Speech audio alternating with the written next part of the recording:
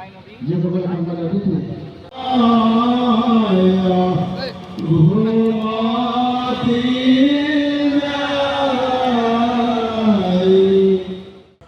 শ্ৰীকৃষ্ণৰ পবিত্ৰ ৰাস পূৰ্ণিমা। শ্ৰীকৃষ্ণৰ পবিত্ৰ ৰাস পূৰ্ণিমা উপলক্ষে এতিয়া সমগ্ৰ ৰাজ্যজুৰি এক ভক্তিময় পৰিৱেশে বিৰাজ কৰিছে। মই বৰ্তমান উপস্থিত আছোঁ নগাঁও জিলাৰ ৰাইডিঙীয়া অঞ্চলত, আৰু ৰাইডিঙীয়া অঞ্চলৰ যি সোণাইপাৰ উত্তৰ আঞ্চলিক শ্ৰীকৃষ্ণ ৰাস মহোৎসৱ, সেই ৰাস মহোৎসৱখনি এইবাৰ ৭৫ সংখ্যক বৰ্ষত ভৰি দিলে, আৰু মহাৰাজ জয়ন্তী উপলক্ষে আজি পুৱা পতাকা উত্তোলনৰ কাৰ্যসূচী ইতিমধ্যে আৰম্ভ হৈছে। মই ইয়াৰ যি সামগ্ৰিক পৰিৱেশ, সেই পৰিৱেশ দেখুৱাবলৈ চেষ্টা কৰিম, যিহেতু ৭৪খনকৈ পতাকা উত্তোলন কৰিব আজি, যিহেতু মহাৰাজ জয়ন্তী উপলক্ষে।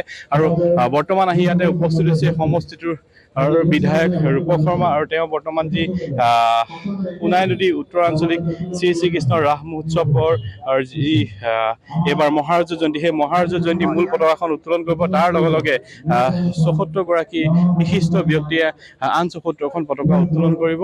মই ইয়াৰ যি এই সামগ্ৰিক পৰিৱেশ, সেই পৰিৱেশ দেখুৱাই গৈছোঁ। আচলতে যিহেতু আজিৰ পৰা শ্ৰীকৃষ্ণৰ ৰাস মহোৎসৱ আৰম্ভ হৈছে সমগ্ৰ ৰাজ্যজুৰি, আৰু ৰাজ্যজুৰি এতিয়া এক ভক্তিময় পৰিৱেশে বিৰাজ কৰিছে, আৰু তাৰ সমান্তৰালকে মই দেখুৱাইছোঁ যি ৰাইডিঙীয়াৰ এক পৰিৱেশ।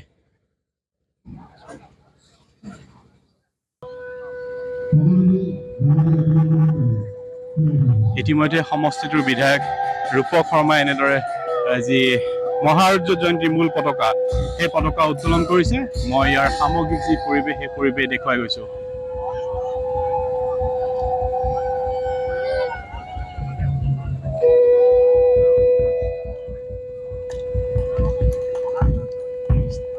ইতিমধ্যে পতাকা উত্তোলন হৈ গৈছে, যিহেতু 4দিনীয়া বৰ্ণাঢ্য কাৰ্যসূচীয়ে আজিৰ পৰা যি 4দিনীয়া বৰ্ণাঢ্য কাৰ্যসূচীয়ে এই ৰাস মহোৎসৱটি আয়োজন কৰা হৈছে, আৰু আমি পোনে পোনে দেখুৱাই গৈছোঁ ইয়াৰ সামগ্ৰিক পৰিৱেশ। আমি চেষ্টা কৰিম যিগৰাকী মূল পতাকা উত্তোলন কৰিলে বিধায়কগৰাকীৰ সৈতে আমি কথা পাতিবলৈ চেষ্টা কৰিম।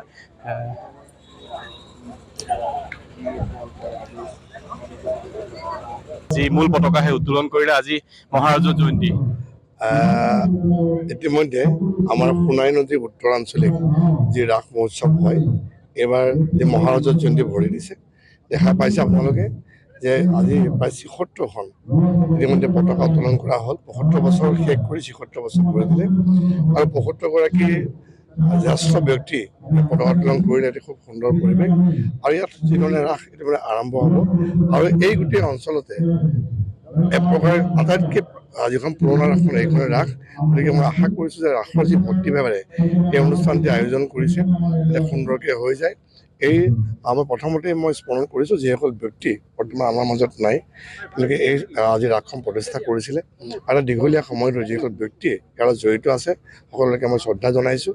আৰু আজি বিশেষকৈ ৰাস পূৰ্ণিমা আজিৰ পৰা প্ৰায় এটা মাহ ধৰি অসমত নামঘৰে হওক বা ভক্তিস্থলসমূহত গীত মাত খোল নৃত্যৰে মুখৰিত হ'ব, ভক্তিভাৱে মুখৰিত হ'ব। সকলোকে মই ৰাস পূৰ্ণিমাৰ শুভেচ্ছা জনাইছোঁ। হয়, ধন্যবাদ। এয়া আছিলে সমষ্টিটোৰ বিধায়ক ৰূপক শৰ্মা। ইতিমধ্যে কাৰ্যসূচী চলিছে, পুৱাৰ যি পতাকা উত্তোলন কাৰ্যসূচী, তাৰ পিছতে বিভিন্ন ধৰণৰ কাৰ্যসূচী আছে। মই পোনে পোনে উদযাপন সমিতিৰ যিসকল বিষয়ববীয়া আছে তেওঁলোকৰ লগত কথা পাতিব বিচাৰিম, যিহেতু আপোনালোকৰ এইবাৰ মহাৰাজৰ জয়ন্তী কেনেধৰণৰ কাৰ্যসূচী আছে আয়োজন কৰা হৈছে? এইবাৰ আমাৰ মহাৰাজৰ জয়ন্তী আমাৰ এখন আচলতে ঐতিহ্যপূৰ্ণ ৰাইডিঙীয়া অঞ্চলত আমাৰ দেউতাহঁতে দিনতে মানে বনোৱা ৰাস আজি ৭৫ বছৰ ভৰি দিছে। গতিকে বিস্তৃত কাৰ্যসূচী আছে। আজি আমাৰ পতাকা উত্তোলনৰ কাৰ্যসূচী মূলভাগ আৰম্ভ হ'ব, ৰাতিলৈ নাট কেলিগোপাল আৰম্ভ হ'ব, আৰু কালিলৈ ভাওনা হ'ব, আৰু পৰহিলৈ আৰু বেলেগ এখন হেৰিৰ পৰা আহি পেলাই আৰু এটা বেলেগ অনুষ্ঠান হ'ব, সাংস্কৃতিক অনুষ্ঠান হ'ব। গতিকে এনেকুৱা বিস্তৃত কাৰ্যসূচীৰে আমাৰ ৰাইডিঙীয়া অঞ্চলত এতিয়া এইবাৰ মহাৰাজৰ জয়ন্তী বৰ উলহ মালহেৰে পালন কৰিবলৈ ওলোৱা হৈছে। সকলো ৰাইজৰ ভাল লাগিছে, সকলো ৰাইজৰ মানে উপস্থিতি, সকলো ৰাইজে সহযোগ কৰিছে। গোটেই অঞ্চলটো আমাৰ বহুত ডাঙৰ অঞ্চল, এই অঞ্চলৰ সকলো ৰাইজৰ সহযোগত এইটো অনুষ্ঠান এইবাৰ সফল হ'ব বুলি মই আশা ৰাখিলোঁ। হয়, ধন্যবাদ। মই কথা পাতিছোঁ উদযাপন সমিতিৰ বিষয়ববীয়াসকলৰ সৈতে। আৰু এগৰাকী আছে, যিহেতু আজি ৭৫ সংখ্যক বৰ্ষত ধৰিলে আচলতে আপোনালোকৰ কাৰণে গৌৰৱৰ বিষয়। কেনেধৰণৰ কাৰ্যসূচী ৰূপায়ণ হ'ব?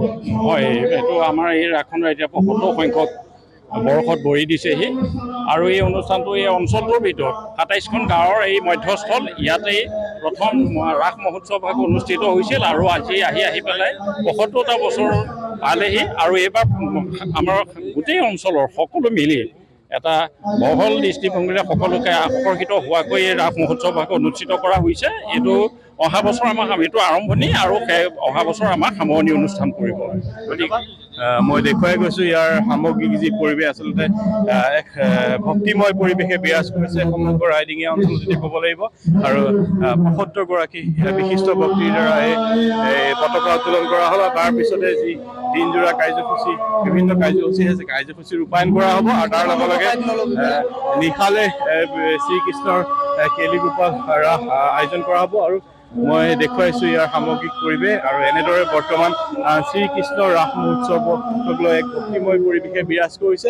সমগ্ৰ ৰাইজৰ লগতে এতিয়া নগাঁও জিলাৰ ৰাইডিঙিয়াতো এক ভক্তিময় পৰিৱেশে বিৰাজ কৰিছে। আপুনি বিচৰা বাতৰি পাব কেৱল নিউজ 18 এপত। নিউজ 18 এপ ডাউনলোড কৰিবলৈ স্কেন কৰক এই QR কোড। গুগল প্লে ষ্টৰতো পাব এই নিউজ 18 এপ।